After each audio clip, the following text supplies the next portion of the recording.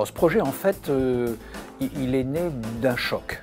Et nous nous sommes rendus compte qu'en fait, les hôpitaux n'achetaient plus tout seuls et qu'ils étaient en train de se regrouper massivement, par exemple tous les hôpitaux d'Île-de-France ou tous les CHU, pour acheter ensemble. Nous avons proposé au sein du Clubster que les membres du Clubster se réunissent très régulièrement entre eux pour travailler avec les clients, avec les hôpitaux et travailler avec ces futurs groupements d'achat.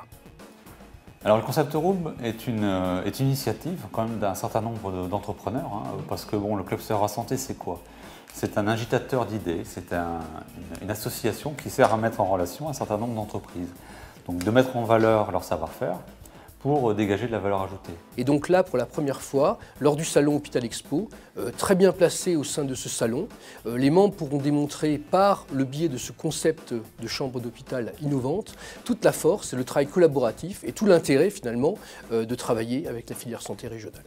La double présence de cette grappe d'entreprises d'une part et de ce CHRU qui est mentalement disposé à la collaboration qui permet finalement de développer ce projet qu'on veut signer avec finalement ce slogan, voilà, c'est la chambre innovante, mais made in Nord-Pas-de-Calais, made by Nord-Pas-de-Calais. Lorsqu'on s'associe à Eurasanté, lorsqu'on s'associe à des entreprises avec Clubster Santé pour innover et réfléchir à ce concept room, c'est bien parce que dans cette relation et cette mutualisation de réflexion entre l'hôpital, le monde de l'entreprise et Eurasanté, il y a évidemment à réfléchir au futur, à réfléchir en prospective, d'où l'intérêt de cette initiative qui a été prise et qui, je l'espère, se concrétisera demain par la Chambre de l'avenir.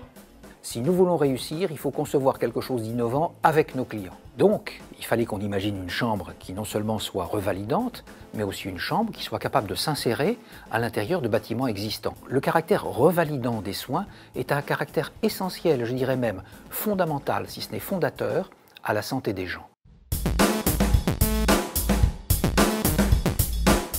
Aujourd'hui, 30 entreprises consacrent effectivement beaucoup de temps et donc d'argent, tout à fait bénévolement, pour participer donc à ce projet collaboratif, mutualisent leurs moyens et démontrent effectivement cette volonté de travailler ensemble et de mettre effectivement haut et fort et de montrer haut et fort toute la puissance de la filière santé régionale. On ne peut pas seule une entreprise révolutionner la chambre hospitalière de demain, mais lorsqu'on s'y met à 20, 30 ou 40, c'est beaucoup plus intéressant. C'est vrai que ça a été l'occasion de rencontrer, comme je vous le disais auparavant, des gens d'horizons divers. Ça a permis surtout de partager des connaissances.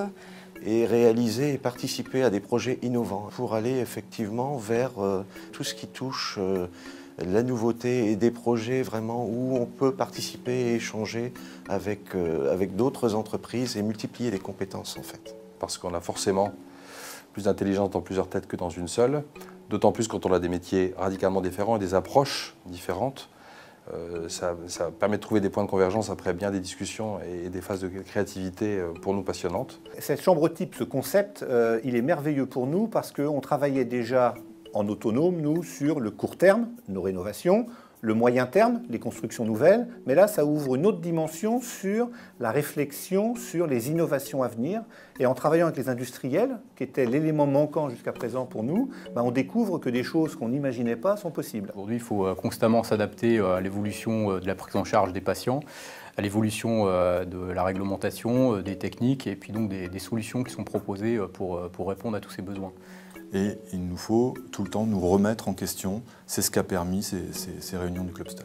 Le projet de chambre innovante a besoin d'avoir quelques règles d'aménagement, à savoir éviter tout ce qui est bord saillant et pour le mieux avoir des arrondis en bas de mur, avoir des meubles arrondis, avoir aussi la possibilité d'intervenir de la façon la plus facile et la plus pratique. Nous sommes dans des démarches, la plupart du temps, HQE, environnementales.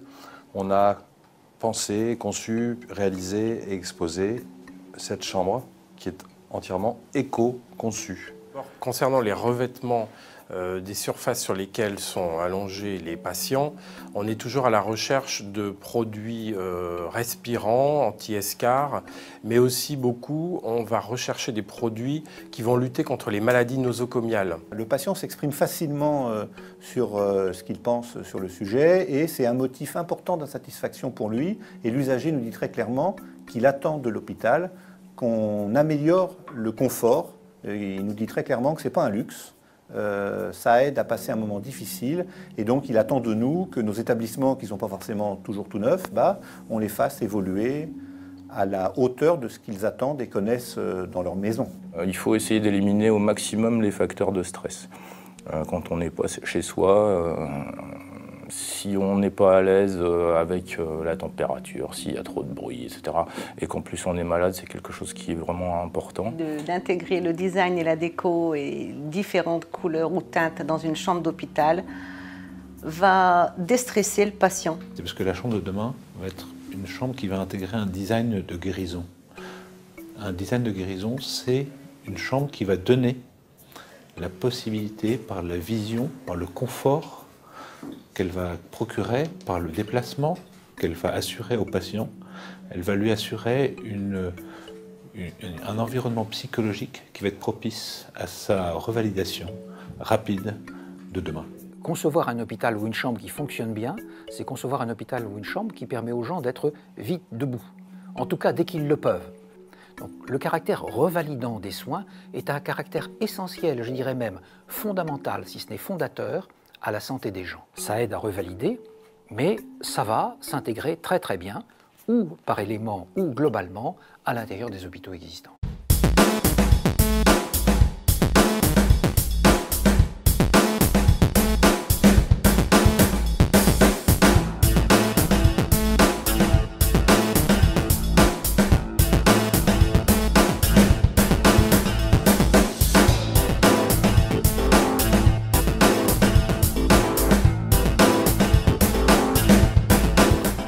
Général de la chambre. Pourquoi? Parce que je pense qu'il y a vraiment une cohérence visuelle, formelle et au niveau fonctionnel qui est apportée à cette chambre d'hôpital du futur. Comment va-t-elle se présenter, cette chambre?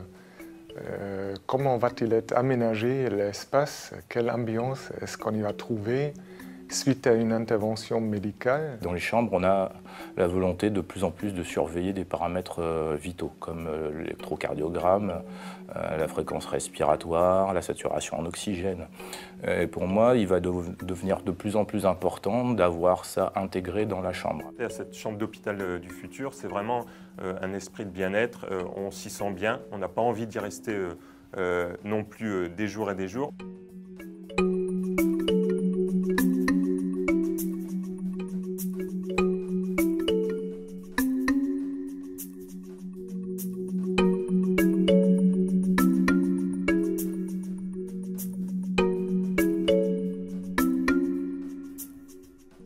Les besoins, de toute manière, dans une chambre d'hôpital sont essentiellement tournés autour du fauteuil-lit. Pourquoi? Parce qu'en fait, le patient il passe le plus de temps. L'ergonomie est importante pour le patient, mais aussi pour le staff médical. C'est-à-dire que malheureusement, s'ils ont des transferts à faire, il faut que le lit soit dans une bonne position ou le fauteuil-lit soit dans une bonne position de façon à faciliter tous les transferts. Ça permet d'optimiser la place de la chambre, en fait. Parce que quand il y a le lit, le fauteuil, il n'y a plus de place pour passer bien souvent autour avec le chariot. Donc on est limité dans les gestes. Alors que si le lit se transforme en fauteuil, on gagne de la place dans la chambre. On a imaginé non plus un drap et une couverture, mais en plus du drap, un système pratiquement de sac de couchage très respirant, très confortable, antibactérien. Donc là, il faut imaginer que le patient arrive en chambre et donc il va être accueilli par son écran et il va pouvoir avoir accès à un certain nombre de fonctionnalités, de divertissement à ce moment-là. Donc la télévision, la radio, Internet, avoir aussi un accès à son agenda, c'est-à-dire qu'est-ce qui va se passer dans ma journée. Et tout ça de façon complètement autonome et de façon très très simple. Nous allons positionner sur la tablette des exercices simples, accessibles à tous, c'est-à-dire aux patients dans la chambre, des exercices de contrôle respiratoire, des exercices de détente musculaire progressive. Les fiches d'éducation thérapeutique à la fois pour l'observance au traitement, la reprise d'activité physique, l'explication de la maladie, soit proposée sur une tablette PC qui pourra être utilisée dans la chambre innovante pour les patients. Un système complet domotique électrique intelligent qui va permettre de gérer d'une part le confort de vie du malade autour du pilotage domotique, du pilotage chauffage, du pilotage des éclairages, des chemins lumineux. Et de pouvoir mettre à disposition des informations médicales sur la tablette qui est utilisée dans le cadre de cette chambre innovante.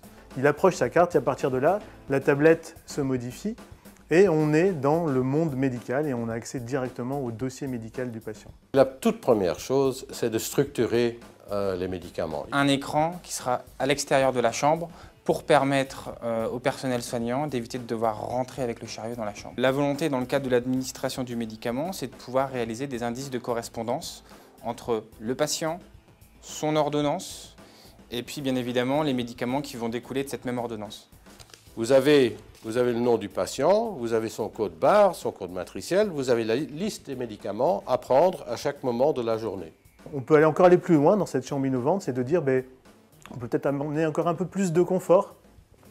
On souhaite regarder un film de façon sympa, comme à la maison, entre guillemets. Je suis sur ma tablette, je suis en train de regarder le film m'intéresse, je vais lancer le film sur la télévision qui est en face de moi. On a mis en place un système à base de Kinect qui va permettre de piloter la télévision en fait, grâce au mouvement. Ça veut dire que nous souhaitons d'une part replacer le patient au centre du processus thérapeutique. Ça veut dire que le patient doit devenir acteur de sa propre santé. C'est lui qui, par son entraînement et son apprentissage, va travailler avec ses exercices pour améliorer son état de santé, améliorer ses performances, améliorer son bien-être et améliorer sa qualité de vie.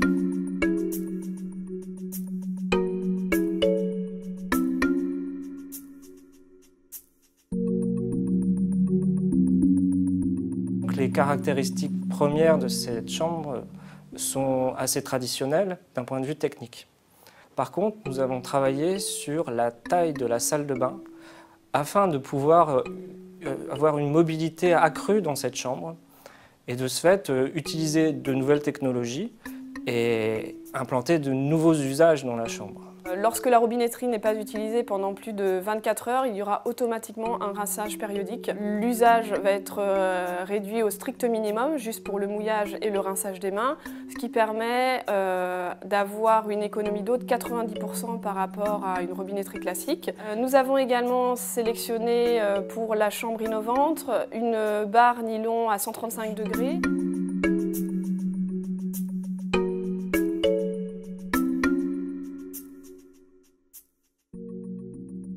Concrètement, un problème régulier pour nous, c'est le lit accompagnant qui ne nous satisfait pas ou ne satisfait pas les soignants ou pas les usagers. Il y a toujours quelque chose qui ne va pas. Le marché, il offre ce qui existe, mais quand on commence à discuter dans le cadre du Clubster avec les industriels ou les entrepreneurs, on leur dit voilà, j'ai un problème de lit accompagnant. Ils disent est-ce que par exemple un lit accompagnant qui serait rétractable dans le mur, qui sort quand vous avez besoin, rentre quand vous n'avez pas besoin, ça pourrait vous aller. Moi je dis waouh, comment ça se fait qu'on n'ait pas pensé plus tôt quoi. L'idée est donc de construire une banquette fauteuil qui est fixée au mur, qui est en position jour, est un fauteuil qui permet d'accueillir les visiteurs ou qui permet d'être un fauteuil de repos ou une alternative au lit médicalisé pour le patient qui est dans la chambre, et également qui se transforme très facilement en un lit d'accompagnant pour pouvoir accueillir un membre de la famille du patient, lui permet de passer la nuit dans de bonnes conditions.